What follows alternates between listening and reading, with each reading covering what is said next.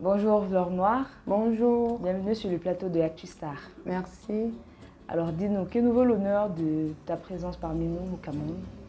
Bon, là, je suis là présentement pour préparer ma tournée en Allemagne avec mes musiciens. Nous avons une tournée en mai, tout au long du mois de mai en Allemagne et en Belgique. Donc, je suis venue pour les répétitions parce que je vis entre le Cameroun et les îles Canaries en Espagne. Et lorsque j'ai des tournées longues, je viens travailler avec les musiciens au Cameroun et on s'en va en tournée. D'accord. Alors parle-nous de toi. Qui est Laure Noire? Pourquoi Laure Noire? Laure Noire parce que je suis, je ne veux pas dire fière d'être africaine, je suis africaine et je suis noire et je suis très heureuse d'avoir cette belle peau. Et aussi j'estime que la culture vaut de l'or. La culture, elle vaut de l'or, nos cultures valent de l'or. Et aussi l'humain est unique, il est particulier et nous avons cette mission de mettre en valeur ce que nous sommes, mettre en valeur ce que nous avons, mettre en valeur nos richesses et nos cultures. C'est pour cela que j'ai choisi le nom de Laure Noire. D'accord. Avant le nom Laure Noire, parce que c'est un nom recherché, il est assez original d'ailleurs. Avant Laure Noire, comment est-ce qu'on te connaît? Tu pars d'où? Comment on en arrive à Laure Noire justement? Est-ce que c'est un anagramme? Est-ce que c'est les initiales de ton nom complet? Non, pas du tout. C'est juste, comme j'ai dit, je pense que la culture, elle vaut de l'or. C'est une grande richesse et nos cultures africaines et particulièrement le Cameroun, c'est tellement riche. C'est plus de 250 langues déjà que nous parlons au Cameroun. Et ce qui veut dire, langue veut dire culture, veut dire richesse. Donc nous sommes extrêmement riches et nous en avons, je pense que certaines personnes ou certaines situations n'ont pas conscience de cette richesse que nous avons déjà culturellement. C'est surtout ça que j'ai voulu mettre en avant. C'est pas, je ne vais pas dire moi, j'ai cherché à me mettre en avant. Si je voulais me mettre moi en avant, j'aurais choisi mon nom, mon nom à moi, qui veut dire le mariage des étones. Je suis une fille étone, je suis une fille de la Léquier. Oui, justement, ton nom à toi, qui veut dire le mariage des étones, c'est le Baïtono. Voilà, donc mon nom à moi, c'est le mariage des étones ou la valeur étone. Donc c'est ce que mon nom veut dire. J'aurais choisi ça, mais je n'ai pas voulu me mettre moi en avant. J'ai voulu mettre en avant la richesse et la culture camerounaise en particulier, la culture étone et en général la culture africaine.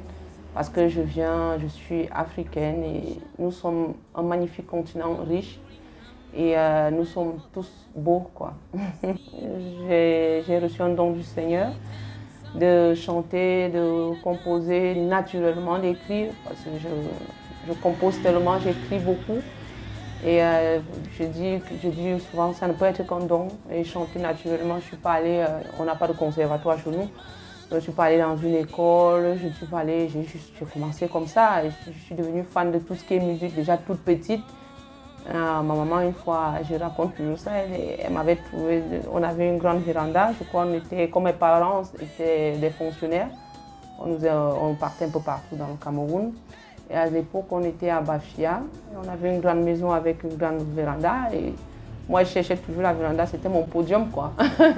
Et je faisais mon show là toute la journée et tout. Et un jour, ma maman, elle passait, elle me trouve là en train de faire mon show de tous les jours. Elle dit, ah, c'est sûr, ma fille, elle va finir sur les planches, hein, à cette allure-ci. Et je devais avoir, je pense, 6 ou 7 ans. Et j'avais commencé déjà, il y avait des années à être ainsi. Tout ce qui est musique m'a toujours attirée. Et chez nous, je vais dire, nous sommes tous des mélomanes parce que j'ai ma grande sœur, elle chante, elle est dans les églises de réveil, elle chante là-bas, elle a une superbe voix. J'ai ma petite sœur qui est choriste, je crois dans la chorale de Camtel, dans les chorales de Yaoundé. J'ai mon petit frère, quand il chante, il touche des voix de tête et tout, les aigus.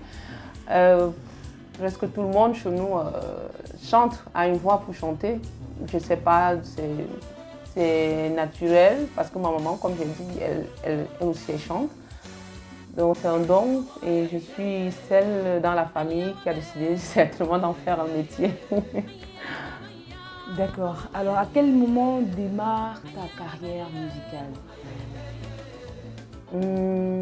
Professionnellement, je pense que c'était en 2005 ou 2006.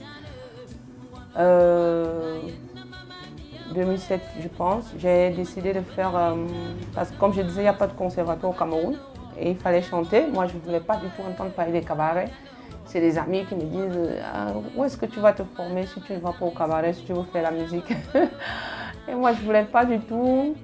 J'allais avec des amis à Don Bosco, à Mimboman. Il y avait là-bas les prêtres, ils avaient des activités pour les jeunes, le foot, le basketball, la musique. On encadrait les jeunes, je pense qu'ils le font toujours. Et j'allais là-bas, il y avait un orchestre, j'allais là-bas retrouver des amis, on travaillait. Et puis professionnellement, j'ai décidé de me lancer dans un cabaret. C'est comme ça que je commence avec le cabaret Oili, dirigé par Gibraltar Dracus. Et après ça, on s'en va pour les brasseries du Cameroun. Et avec les brasseries, j'ai pu tourner dans le Cameroun énormément. Avec l'orchestre des brasseries, je pense pendant 1 an. Et après ça, bon, je décide de lancer l'Or Noir complètement. Et grâce à une amie qui est malheureusement décédée, que tous les Camerounais connaissent, Corinne Denguemo, qui avait lancé son programme de Mango Night, Mango Tree. Et j'avais décidé de postuler et j'ai été sélectionnée. Et c'est comme ça que je lance en fait l'aventure L'Or Noir. Et après on s'en va pour le Massao, où je remporte le prix, le premier prix. Et c'est comme ça que je commence avec L'Or Noir. Un ami, Efangono, on entre en studio et je sors le premier album qui est intitulé L'Or Noir. C'est ainsi l'aventure L'Or Noir a commencé. Et depuis le début de cette aventure, comment ça se passe? Maintenant que tu es entre le Cameroun et l'Espagne, comment est-ce que tu arrives à vraiment côtoyer le milieu musical à proprement dit camerounais? Parce qu'au Cameroun, les artistes disent que c'est pas évident. Mais toi, comme tu es entre deux horizons, comment ça se passe? Comment tu vis ton aventure musicale? C'est actuellement que, je peux dire, ça fait 9 mois en fait que je me suis installée en Occident. J'ai toujours refusé de m'installer en Occident parce que j'ai toujours estimé que c'est mieux de faire son métier à partir de son pays. J'ai toujours voulu en fait dire aux jeunes qu'il faut continuer à rêver. Il ne faut pas penser qu'il faut aller de l'autre côté pour pouvoir faire ce travail. Moi, je l'ai fait, je suis déjà à 11 ans de carrière. Et pendant 10 ans, j'ai fait cette carrière de L'Or Noir en partant du Cameroun pour détourner à l'extérieur du Cameroun. Je ne vais pas dire au Cameroun, je ne sais plus vraiment comment ça se passe. Il y a des années, parce que quand j'ai sorti mon premier album, j'ai fait une grosse promotion au Cameroun et tout. Et après, j'ai décidé de me lancer sur le marché international complètement. Et je peux dire j'ai coupé beaucoup avec le Cameroun parce que je peux dire je ne trouvais pas le marché en fait que je recherchais parce que j'ai une autre vision en fait de ce que je fais. Et pendant des années, c'est ce marché international, c'est sur le marché international que j'ai travaillé. Et donc je revenais juste par moment au Cameroun pour comment dire, préparer une autre tournée, préparer, travailler avec mes musiciens, être en famille. Mais le marché camerounais, des années, j'ai coupé. Et je pense que c'est avant la période Covid, avec le travail avec Sendeben, Escale Bantou de Tony Meffé, que je suis revenue un peu sur je peux dire entre guillemets, le marché camerounais pour un peu voir. Et avec la période Covid, parce qu'avec Covid, on était obligé d'être chez nous. Et oui, évidemment, pour moi, c'était mieux d'être au Cameroun pendant la période Covid. Donc, et pendant cette période où je n'avais pas de travail, j'ai posé des questions à des artistes camerounais. Je demandais mais comment est-ce que vous faites pour vivre du métier au Cameroun? Parce que moi, depuis que j'ai coupé, je ne sais pas comment ça se passe. Des années avant, j'avais des propositions en fait, de spectacles au Cameroun, mais c'était des playbacks. Moi, je ne sais pas faire le playback. Donc, c'est des choses que je ne fais pas. C'est pour ça que je me suis éloignée du marché camerounais. Parce qu'il y a ces demandes-là, il y a des choses que je ne fais pas. Donc je ne peux pas faire certaines choses. Mais bon, il y a des gens qui m'ont dit, ah, il faut essayer, parce que il y a des gens qui ne peuvent pas t'offrir un live, ce serait bien et tout. Donc, en même temps, j'essaye aussi avec avec l'équipe avec laquelle je travaille, de voir comment revenir certainement sur le marché camerounais. Mais j'ai toujours été vraiment très focalisée sur vendre ma musique dans le monde entier. Et c'est ce que je fais. Et je vais continuer à le faire, évidemment.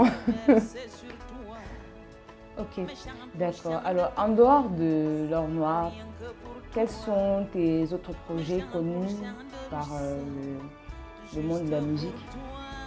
Ah, c'est uniquement l'or noir. Hein. C'est l'artiste l'or noir, mon premier album, le deuxième album qui s'intitule 100%.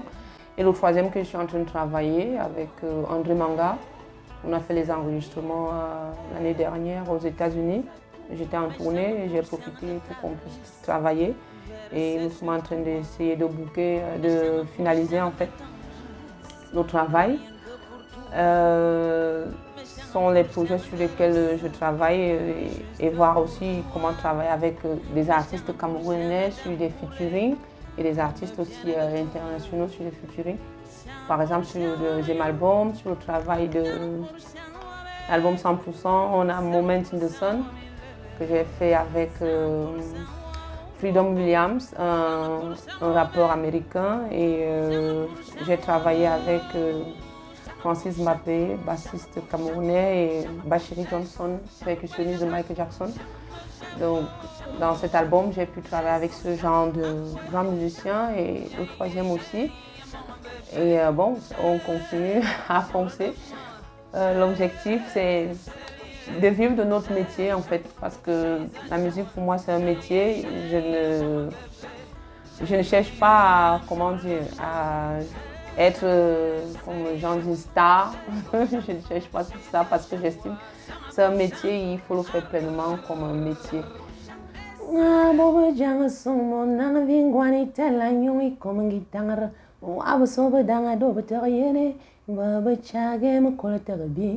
Shang pour shang woman yo, malomia boy. Shang pour shang woman yeke, shang pour shang woman wo, shang pour shang woman lelele, swalia boy. Shang pour shang woman lelele, shang pour shang woman woko. Merci. En fait, c'est une chanson composée il y a des... 100%, c'est une chanson composée il y a des années que j'ai l'habitude de reproduire dans les concerts. Et les gens m'ont toujours demandé le clip. Le clip, c'est quand? Le clip, c'est quand? Donc, c'est une chanson qui est vieille de plus de 10 ans. Donc, en France, je vais faire le clip avant la fin de l'année. D'accord. Alors, tu chantes en langue maternelle, en étonne? Oui, oui, je chante en étonne. Quel est ton style musical? Ah, c'est tellement vaste ce que je fais. Je touche de tout. Je touche de tout parce que, comme j'ai dit, j'avais pris la décision de vendre ma musique à l'international. Du coup, l'or noir, ça touche vraiment de tout. Et c'est pour ça que mon style à moi, je l'appelle world pop, fusion, folk music. Parce que mais en général, on va mettre ça entre guillemets, la world music. Mais je fais beaucoup de pop, je fais beaucoup de jazz, je fais beaucoup de rythmes vraiment purement traditionnels. J'utilise le tam-tam, j'utilise le lonvette, j'utilise le balafon. Donc, je vais faire la musique électro, je vais faire, en fait, je vais faire du soukous. Moi, j'utilise de tout, je fais du makossa. Je touche de tout parce que j'aime la musique dans son ensemble. Comme j'ai dit dès le départ, mon papa, il écoutait de tout. Et donc, j'ai été imprégnée de ça. J'ai un tonton qui joue en vête, Pantaléon. J'ai grandi en écoutant ces musiques-là, purement traditionnelles. Donc, je vais vraiment du pur traditionnel à la chose la plus moderne qui soit, quoi. Donc, moi, je n'ai pas de limite dans ce que je fais. J'avais décidé de ne pas me mettre de cases, de barrières dans la musique. Et grâce à ça, justement, je fais des scènes dans le monde entier. Parce que je n'ai pas mis de frontières dans ce que je fais. Mes chants pour chants d'amour me viennent de toi, mon bébé. Amour de moi, c'est rien, je suis à toi. Mes chants pour chants de caresses versés sur toi.